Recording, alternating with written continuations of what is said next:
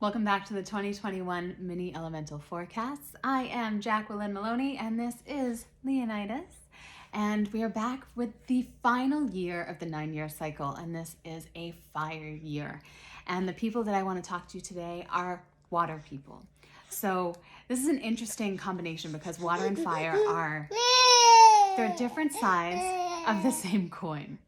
And water people, they tend to be, they're different, first of all. They're much more different than any other element that we have. But they like to sleep in, they like to take their time.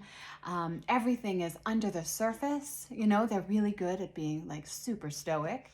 And they run on emotion, like they feel emotion very, very, very deeply. But you'll never see it on their face. And you almost have to like draw it out of them in order to get information out of them. These are the perfect secret keepers. Someone who's a water person, they're generally, they're like a vault. They'll keep information pretty well. And they're a lot of artists. They tend to have a huge association with music, whether it's playing instruments, being a singer, or just constantly listening to music. There is a thing between water people and music. And they love solitude. So an interesting thing about water people is water's super magnetic. Everybody wants to be around a water person. They just feel good to be around. There's this magnetism. And the water person is thinking, please go away. They want nothing to do with it. They're at the party. They're kind of trying to be in the background, and everybody's like, hey, so how you doing? And there's this interesting internal battle that goes on with water people, and the reason I'm bringing that up is because it's going to be extra highlighted in this year. So water people just came out of the cave year. You were looking at what's not working, what needs to change, and really taking stock of what you need to do this year. Because the fire year is all about completion and fireworks, literally and figuratively. So in the fire year, me and my teacher talked about this a couple years ago, that fire years they are not as they're advertised and sold. So we were initially taught that fire years were like, they're fun and it's fireworks, and like that can be the case, but fire can like be fun and like a sparkler that you have in your hand one moment, and then you can burn the house down with it. So there's this massive energy of destruction that comes in with fire, and it's an ending of a cycle. And it can be really dramatic. So like your job is to play and celebrate while everything is kind of burning down around you. And while you're ending all of these things, and that could be relationships, it could be a career path, it could be moving somewhere. There's a lot of different endings that can pop up in a fire year. And one of the things that happens in a fire year is while all of this is happening, you are like in the spotlight. So everybody wants to know what you're doing. You're being invited to speak, or people want you over, or you're getting called to do podcasts or be on my video, or can you do this? There's a lot of having the ability to like brag about your accomplishments. And because you're a water person and you're not really a fan of the spotlight, it can be a little extra challenging. So just be wary of that. And if you do agree to do all of those things, just take extra good care of yourself in the meantime while you're at home, so that you don't feel like drained and burned out. Another thing that's awesome during a fire year is travel. Fire loves to travel. They love to move. Fire loves new things. Everything is like new, exciting. What can we do next? Ooh, what's that? Ooh, what's that? It's anything fun and exciting that you can incorporate will absolutely help you in your fire year. And public speaking. So people generally like to watch a fire person. They like to listen to a fire person. They're the center of attention. They light up a room. So you're going to have more of that energy throughout this year where people are going to want to pay attention to you. So use that in your favor. It's not going to be around forever, but absolutely use it to your advantage.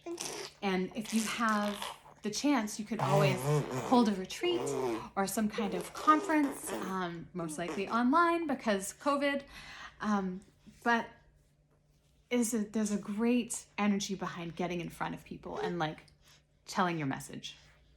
And one of the ways that you can continue to feed this fire energy so that it keeps going is to like surround yourself with fire stuff, whether that's art, sunrises and sunsets. You can use actual fire, like lighting candles or a fireplace, putting like a picture of a sunset or something on your lock screen on your phone will help stoke those fires and keep things going.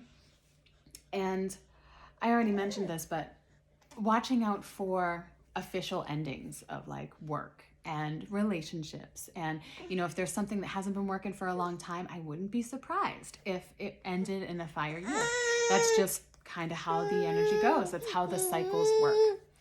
So one of the things to be wary of is don't work too much. So water usually has an incredible ability to like pull from the depths of the ocean and get a bunch of stuff done. And they're usually really hard workers when they are working. But fire is about play. So make sure that you're playing as much as you are working. There is definitely, you can get burned out in a fire year very easily. Everybody wants your attention. Everybody wants to know what's going on with you. So play will help keep that fire burning for sure. And, don't try not to get carried away. I'm not super worried about water people because they tend to be the best at like, no, you guys go have fun. I'm going to stay home. So it's really, play and then also feed your water too. Water can't be healthy without a healthy expression of fire and vice versa. So even though it's a fire year, definitely taking baths and, having a lot of alone time when you can, it's going to be super helpful for you in this year. And so because water has that relationship with fear, don't let your fear get in the way of letting go.